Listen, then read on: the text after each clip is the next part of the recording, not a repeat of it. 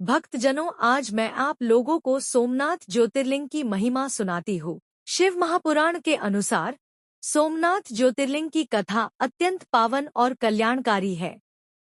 प्राचीन समय की बात है। दक्ष प्रजापति की 27 कन्याएं थीं, जिनका विवाह चंद्रदेव से हुआ था।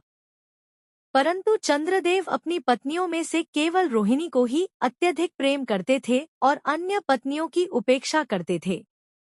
यह देखकर अन्य बहनों ने अपने पिता दक्ष प्रजापति से शिकायत की। दक्ष ने चंद्र को कई बार समझाने का प्रयास किया, किंतु चंद्र ने अपने व्यवहार में कोई परिवर्तन नहीं किया। अंततः क्रोधित होकर दक्ष ने चंद्रदेव को शाप दे दिया, तुम क्षय रोग से पीड़ित होकर दिन प्रतिदिन क्षीण होते जाओगे। दक्ष के श्राप से चंद्रदेव का तेज क्षीण होने लगा। उनका प्रकाश और प्रभाव धीरे धीरे लुप्त होने लगा, जिससे समस्त सृष्टि में अंधकार फैलने लगा और देवता, ऋषि तथा मुनि सभी चिंतित हो उठे। समस्त देवताओं ने मिलकर ब्रह्मा जी से प्रार्थना की।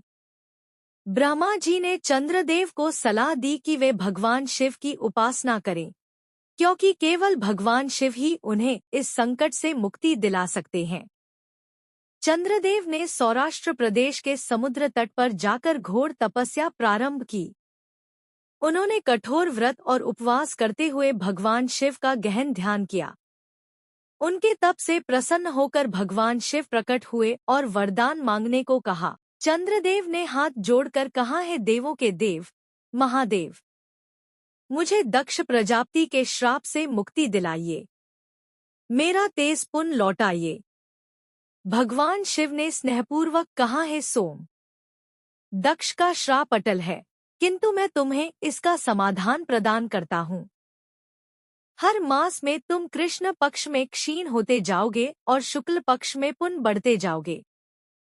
इस प्रकार चंद्रमा का क्षय और वृद्धि का क्रम स्थायी रहेगा। भगवान शिव ने वहीं स्वयं ज्योतिर्लिंग के रूप में प्रतिष्ठित होकर चंद्रदेव को आश्रय प्रदान किया।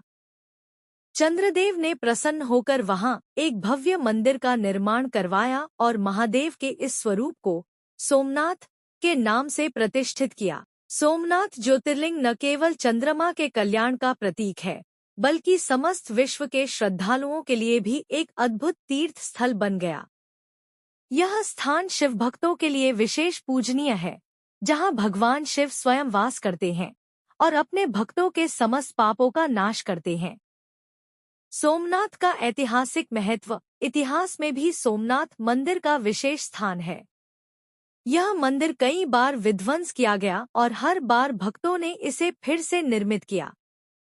महमूद गजनवी ने 1025 ईस्वी में इस मंदिर पर आक्रमण कर इसे तोड़ा था, परंतु भारतीय श्रद्धा ने इसे पुनर्जीवित कर दिया। आज भी सोमनाथ मंदिर अपनी भव्यता और दिव्यता से भक्तों को आकर्षित करता है। सोमनाथ ज्योतिर्लिंग का संदेश। सोमनाथ ज्योतिर्लिंग यह सिखाता है कि भगवान शिव भक्तों की पुकार अवश्य सुनते हैं, चाहे परिस्थितियां कितनी भी कठिन क्यों न हो। यदि भक्ति सच्ची हो और तपस्या में श्रद्धा हो, तो भगवान स्वयं प्रकट होकर अपने भक्त का कल्याण करते हैं। चंद्रदेव की तरह हर भक्त अपने जीवन के संकटों से उबर सकता है, यदि वह भगवान शिव की शरण में जाए।